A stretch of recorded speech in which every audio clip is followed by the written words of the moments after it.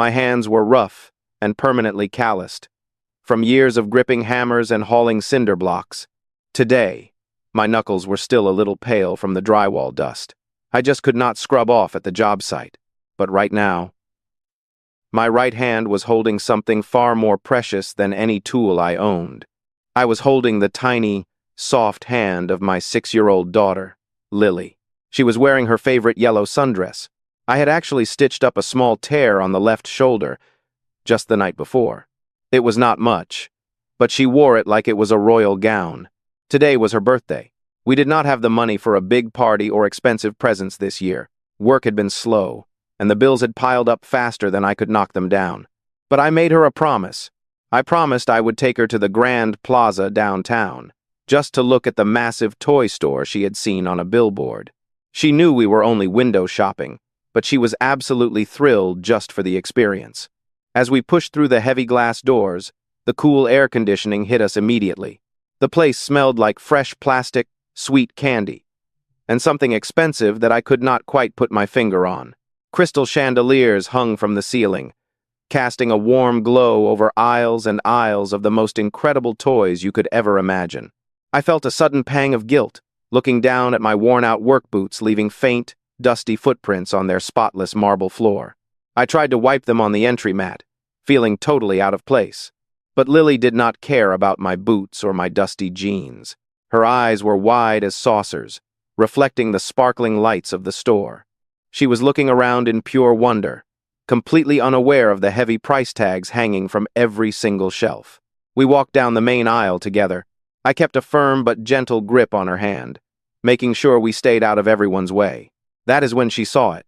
Sitting on a velvet display stand was a beautifully crafted porcelain doll. It had long curly hair and a stunning, sparkling dress that looked like it belonged to a princess.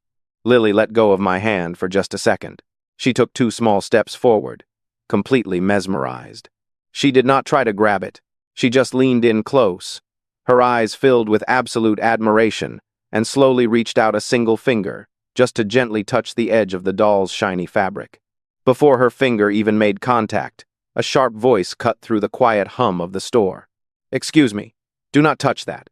A female store clerk marched over to us, her heels clicking aggressively on the marble floor. She wore a perfectly tailored black suit and a name tag that was polished to a shine. She did not even look at Lily. Her piercing, judgmental eyes scanned me from head to toe. She took in my faded flannel shirt, the drywall dust on my pants, and the scuffed steel-toe boots. Her upper lip actually curled in disgust. She reached out and roughly snatched the doll off the display, pulling it far out of my daughter's reach. "You are going to get it dirty," the clerk snapped, her voice dripping with pure venom. "This is an exclusive collector's item, not a plaything for people who clearly wandered into the wrong side of town. I suggest you two leave before you damage something you could never afford to replace in a lifetime." The words hung in the air like a bad smell. I felt the heat rise in my chest, a sudden flare of protective anger that any father would feel. I looked down at Lily. She had immediately pulled her hand back, shrinking away from the angry woman. She quickly grabbed my leg and hid slightly behind me.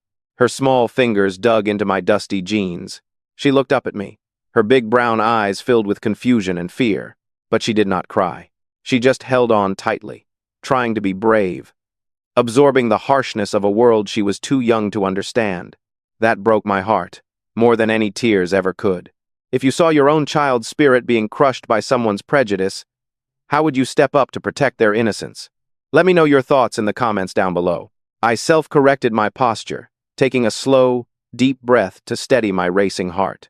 I swore to the heavens that I would spend my entire life and my unwavering loyalty to give my daughter the purest world possible, never letting the stain of poverty ruin her innocent smile. Hit that subscribe button to join us on this journey of nurturing our children's souls. I knew that if I lost my temper, I would only prove this clerk right in her twisted mind. More importantly, I would be showing my daughter the wrong way for a man to handle disrespect. I knelt down on one knee, right there on the expensive marble floor. I ignored the clerk completely for a moment and focused entirely on my little girl. I gently placed my hands on her shoulders, looking her right in the eyes. "You did nothing wrong, sweetheart," I told her softly but firmly, making sure she heard every word. "You are beautiful, and you are allowed to look at anything you want." I stood back up, drawing myself to my full height. I might be a construction worker, but I know my worth, and I know how to demand respect. I looked the clerk dead in the eye.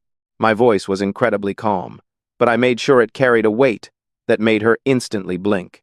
"Ma'am, we came in here to appreciate the beautiful things your store has to offer. My daughter is polite. She is clean, and she is a child, marveling at a toy.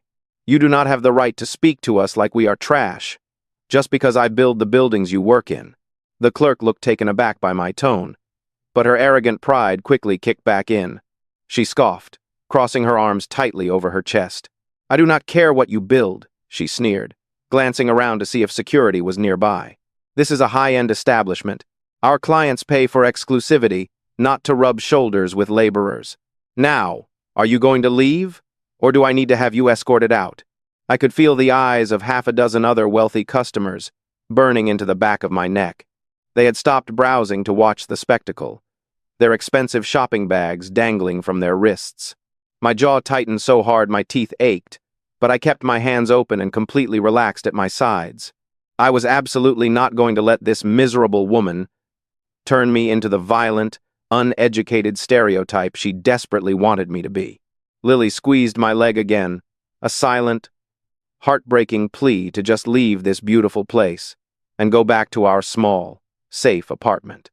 Before I could utter another word to defend our right to simply exist in that space, the heavy mahogany doors at the very back of the store swung violently open. The atmosphere in the room shifted instantly, as if all the oxygen had been sucked out. The smug, arrogant look on the clerk's face vanished in a split second, replaced by sudden panic and a rigid, terrified posture. A woman stepped out from the back office, and you could feel her immense authority radiating before she even spoke a single word. She was dressed in a sharp, pristine white designer pantsuit, flanked by two anxious assistants holding clipboards. This was clearly the owner of the company, the famous millionaire who had built this entire international toy empire from the ground up. She was apparently doing an unannounced, surprise walkthrough of her flagship store, and she immediately noticed the tense commotion in the main aisle. Her sharp, intelligent gaze cut through the room, landing directly on the clerk, then on me, and finally resting on little Lily hiding behind my dusty jeans. "What exactly is the problem here, Victoria?" she asked, her voice smooth and polished, but carrying a chilling, dangerous edge. The clerk, "Victoria," suddenly sounded like a nervous schoolgirl who had just been caught cheating on a final exam. "Miss Sterling, I was just handling a situation with some unwanted trespassers," Victoria stammered, pointing a shaking, manicured finger at my faded flannel shirt. "They were trying to handle the exclusive, limited edition porcelain dolls with filthy, unwashed hands. I was simply asking them to leave the premises before they completely ruined our high-end merchandise." Miss Sterling stepped closer, her expensive heels making a deliberate, rhythmic clicking sound on the polished marble. She did not look at the expensive doll, and she did not look at my scuffed steel-toe boots. She looked directly into my face, her eyes narrowing slightly as if she was trying to solve a complex puzzle. "How should we correct this arrogant, classist attitude in today's service industry to build a more civilized and compassionate community? Drop a short, respectful comment down below with your thoughts. Lord, please keep the souls of our young children safe and protected under your divine wings from the bitter storms of this world. Hit that subscribe button to walk with us on this journey of healing childhoods." For a long, agonizing moment, the entire toy store was completely silent. I braced myself, fully expecting this wealthy owner to back up her snobby employee and have security escort us out to the street. Instead, Miss Sterling's expression completely transformed right before my eyes. The stern, intimidating corporate mask melted away instantly, replaced by absolute shock, and then a look of profound, overwhelming gratitude. "It is you," she whispered softly, taking a quick step toward me, completely ignoring the nervous clerk now. I blinked, genuinely confused by her sudden change in demeanor. "Excuse me, ma'am," I replied, keeping my voice steady and respectful. "Do you not remember me?" she asked, her voice suddenly thick with heavy emotion. "Last month, at the frozen lake in Centennial Park. During that terrible blizzard, my golden retriever, Barnaby, broke off his leash and chased a duck right onto the thin ice before falling through. It all came rushing back to me in a vivid, freezing flash. I had been walking home from a grueling double shift at the job site when I heard a woman screaming for help by the water. Without even thinking about the danger, I had dropped my heavy tool belt, waded into the freezing, chest-deep water, and punched through the ice to pull the frantic dog out before he went under for good. I was so incredibly cold and so late for dinner with Lily that I just handed the shivering, wet dog back to his hysterical owner and walked away without ever giving my name. "You saved him," Miss Sterling said, tears actually welling up in her sharp, commanding eyes. "You risked your own life in that freezing water for my dog, and you did not even wait around for a thank you or a reward. I have been looking all over the city for you for weeks." Victoria, the arrogant clerk, looked like all the air had been violently punched out of her lungs. Her mouth was opening and closing in shock, but no sound came out of her throat. Miss Sterling slowly turned her head to look at her trembling employee.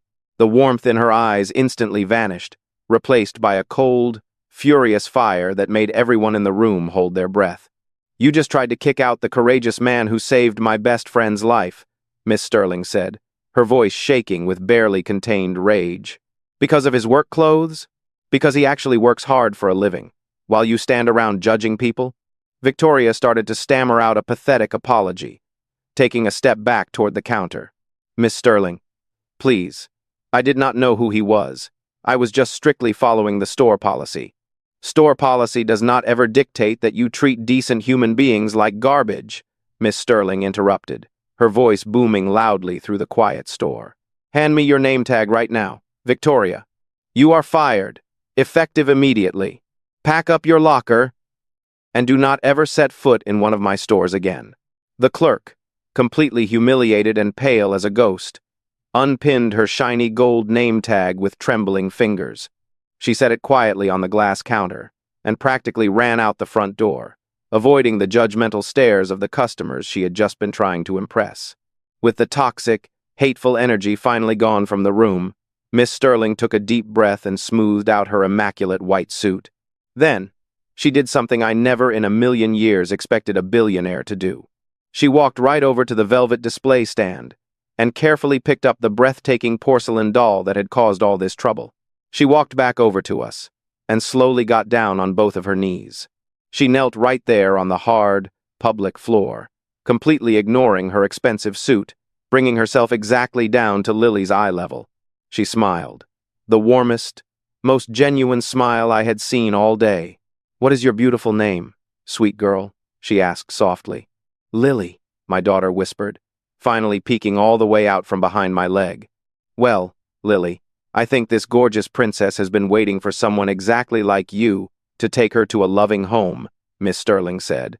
She gently placed the incredibly expensive doll right into Lily's small, patched-up hands. Lily gasped loudly, hugging the doll tightly to her chest, her big brown eyes shining with pure, untainted joy. Miss Sterling looked up at me from the floor. I could see nothing but deep, profound admiration in her eyes. She finally saw the quiet resilience and the fierce, protective love hiding underneath my worn-out, dusty work clothes. I stood there, a simple construction worker with calloused hands, realizing that true wealth has absolutely nothing to do with the size of your bank account. It is measured by the content of your character, the strength of your integrity, and the depth of your compassion for others. The toy might be incredibly expensive, but our kind hearts and my quiet dignity are the true, eternal treasures. Please leave a warm message below to spread this sweet, loving energy.